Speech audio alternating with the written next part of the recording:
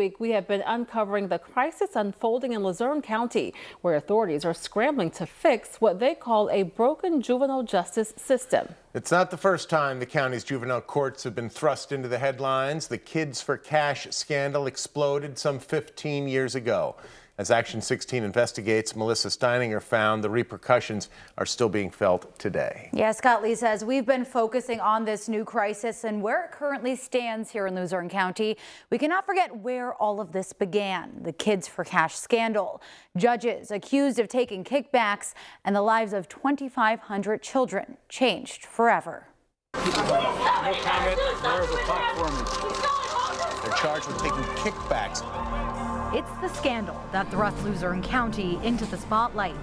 Prosecutors say they were in cahoots to then keep the jail filled with children. What's become known as the Kids for Cash scandal rocked the county 15 years ago. Remember my son, an all-star wrestler? He's gone. But more than 100 miles away, Paterson, New Jersey has one of the state's highest crime rates according to federal numbers. Despite that, this part of Passaic County has become a safe haven for Geraldine Diaz. I literally thought that by running away from Pennsylvania and trying to block it, it would make things better. Oh no, it brought me back like as if I was in that place all over again. Geraldine was just a young girl when she and her family moved from New York City to Hazleton, a place that felt like freedom. I was a happy person. I was always laughing. Oh, I would laugh like crazy all the time. That laugh silenced in an instant, and that freedom taken away as Geraldine was sentenced by Luzerne County Judge Mark Chivarella at 15 years old for jaywalking and resisting arrest. The proceeding taking just minutes before she was taken from the courtroom. I was just saying, Mom, please don't let them take me. I don't want to go to jail. Geraldine spent 667 days, nearly 2 years at the PA child care facilities, including the one near Pittston. That for-profit facility in Luzerne County was at the forefront of the Kids for Cash scandal. Luzerne County Judge Mark Chivarella and former President Judge Michael Conahan were accused of shutting down the county-run juvenile detention center and accepting millions in kickbacks from the builder and co-owner of that detention center near Pittston and another in Western PA. Not here, he's dead. As that corruption came to light, Geraldine became one of the 2,500 victims who had their cases dismissed. While her record was wiped clean, her scars still remain. I never really left that place. I feel like I'm still in there. Hillary Transu was the whistleblower for what's become known as one of the worst judicial corruption scandals in our country's history. One that drew the national spotlight. A Kids for Cash scheme. Indulging judges are getting. Hillary was a freshman at Crestwood School District back in 2006 when she created a fake MySpace page about her vice principal. It did become cruel at a point. Kids were allowed to leave comments on there, and because I had chosen this figure that was widely disliked, kids would have a problem with the vice principal at school, and then they would come home and vent their frustrations. But that was a short-lived stint.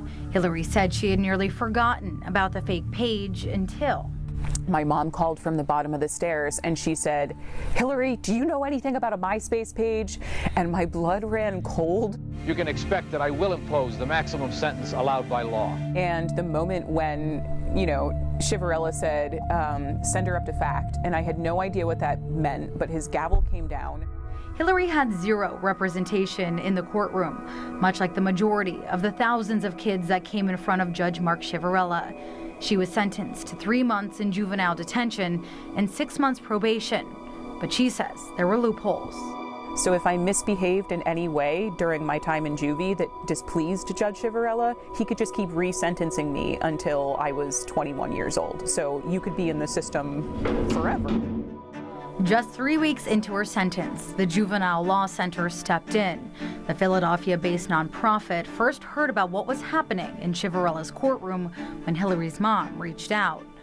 Our shock was really about that, about the way the kids were treated in the courtroom. We did not initially know about the financial dealings that were going on. Those financial dealings involved upwards of $3 million. Both judges still serving sentences for racketeering conspiracy. The kids that were affected by Chivarella, the people who were affected by him, they aren't mad because he took money. That's salt in the wound. What we're mad about is that he hurt us. The Juvenile Law Center continued in the years after to bring changes to Pennsylvania's juvenile justice system. Now it's nearly impossible for kids to give up their right to counsel and easier to expunge juvenile records. The state has also tightened regulations for removing kids from their homes and placing them in detention centers. State lawmakers solidifying it in writing. Based on Kids for Cash, we've really put in place those protections inside the courtroom where they were violated. The other things that we're working on are the next steps. All of these changes have led to a drop in juvenile incarceration rates. So our successes really are, we're becoming a victim of it in a way, in the fact that we have reduced in 10 years the secure detention admissions by 74%. These changes have also led to the closure of a dozen county and privately run juvenile detention facilities. Those closures have created a severe shortage of juvenile detention beds across the state, leaving counties like Luzerne with nowhere to house their most violent juvenile offenders. There are 0 beds, detention beds, in our region. There's none in Luzerne County. We have children that we're detaining in other counties and sometimes even other states. According to the Juvenile Court Judges Commission, the decrease in placement has saved Pennsylvania $172 million over the past decade. But what's been done with all that money? It is always a mystery where the savings go. Some states have been very intentional about reinvestment.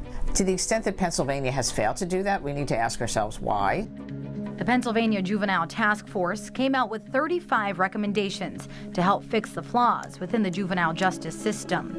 That was 2 years ago, but the state legislature has yet to pass a bill related to those recommendations.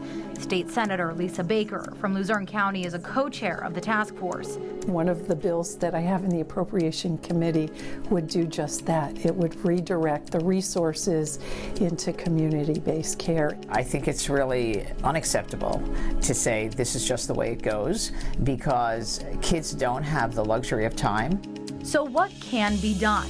A regional detention center may be the fix. I don't think it's going to happen overnight, but we have some resources here in the community that's helping this. It's like putting a Band-Aid on it right now, but we still need that detention center. But history could be holding us back. We owe it to that child to get them out of that situation and to rehabilitate them somewhere else. Not to have a knee-jerk reaction because 10 years ago there was a judge scandal. I didn't understand, I could be guilty of a kickback. As the spotlight once again shines on the juvenile justice system in Luzerne County, a place where it all began 15 years ago. I loved helping those kids. I would never do anything to hurt a child. A place where so many still live with the scars. Every single day I wake up having to fight to live when I really don't want to. And a place where it continues to live on